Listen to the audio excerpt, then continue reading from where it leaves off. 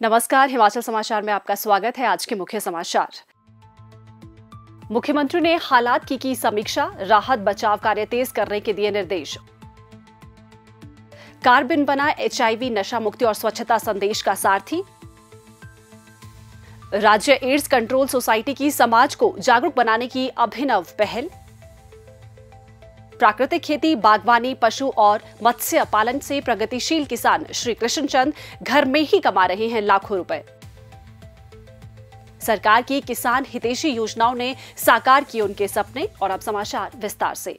मुख्यमंत्री ठाकुर सुखविंदर सिंह सुक्खू ने आज शिमला पहुंचते ही प्रदेश में लगातार हो रही बारिश और उससे हुए नुकसान की स्थिति की समीक्षा की। दोपहर करीब 2 बजे सरकारी आवास ओक ओवर पहुंचने के बाद उन्होंने मुख्य सचिव श्री प्रबोध सक्सेना से विस्तृत जानकारी ली। मुख्य सचिव ने उन्हें प्रभावित क्षेत्रों की स्थिति और वहां उठाए जा रहे कदमों से अवगत करवाया।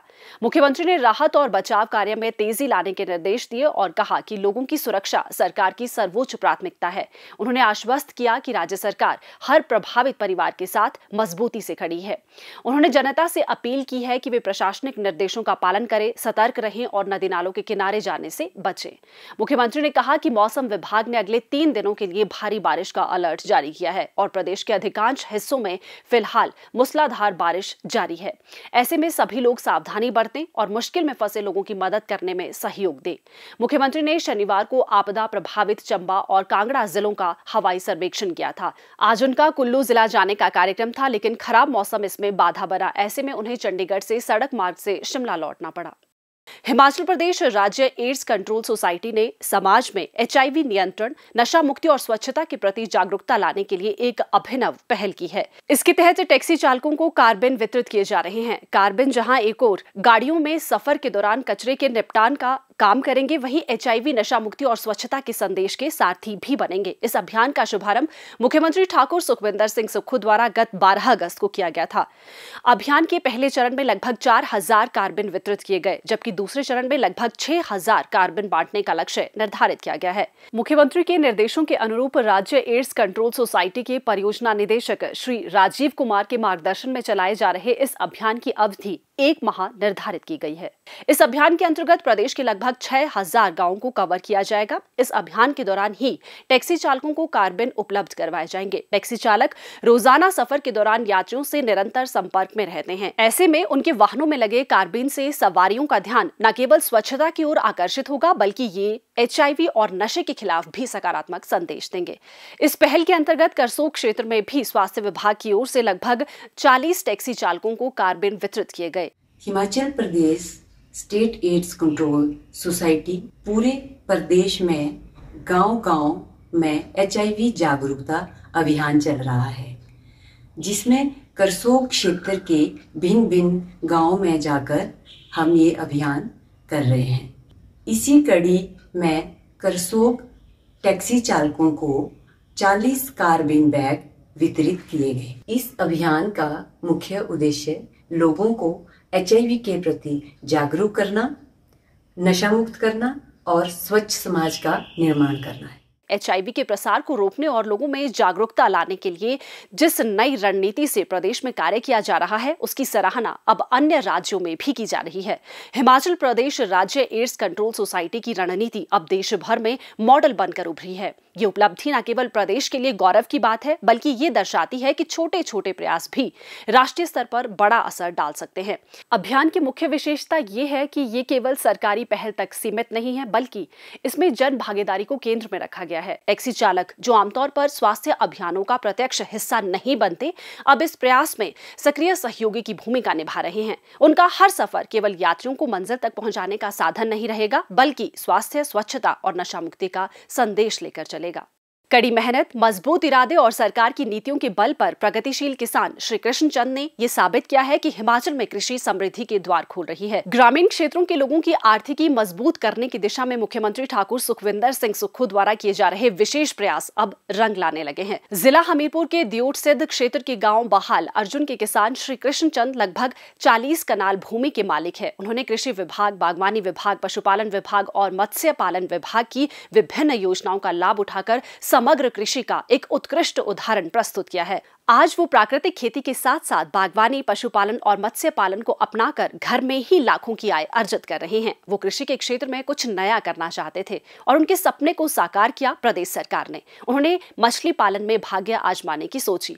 इसके लिए उन्होंने मत्स्य पालन विभाग की योजनाओं की जानकारी हासिल की। मछली पालन के लिए तालाब बनाने तथा पानी का प्रबंध करने के लिए लगभग 14 लाख रुपए की योजना बनाई। इस पर उन्हें 60% यानी लगभग 8,40,000 रुपए की सब्सिडी मिली।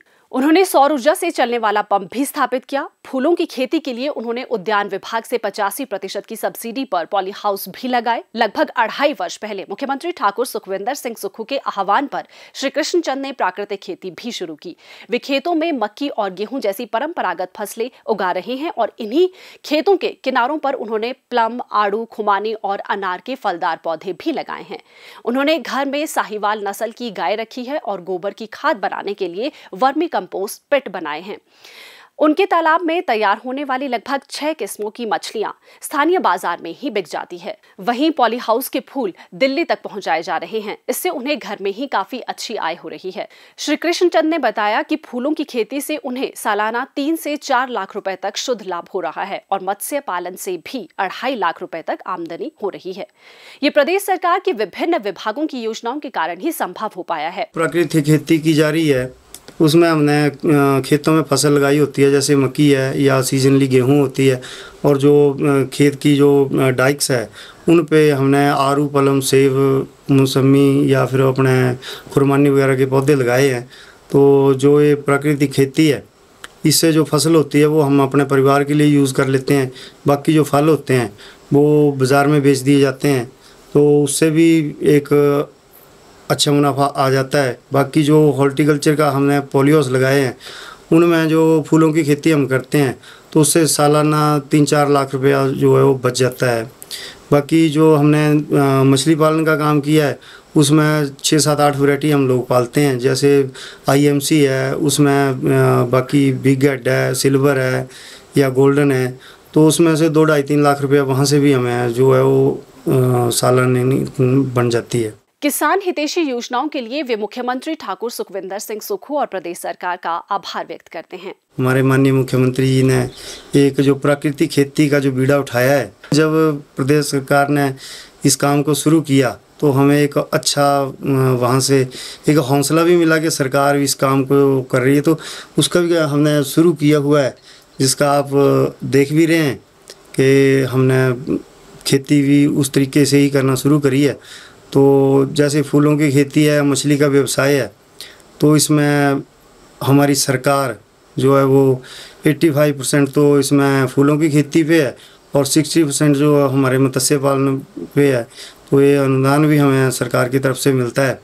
तो मैं प्रदेश सरकार का हाथ जोड़ के धन्यवाद भी करता हूँ, जो हम जैसे किसान भाइयों के लिए मतलब काफ़ी ज़्यादा सहायता मिल रही है। तो मैं सभी के लिए यही बोलना चाहता हूँ कि हो सकता है तो ज़्यादा से ज़्यादा अपना कृषि से जुड़ें, ताकि एक मोटिवेशन भी बने और एक रोज़गार का साधन भी बने।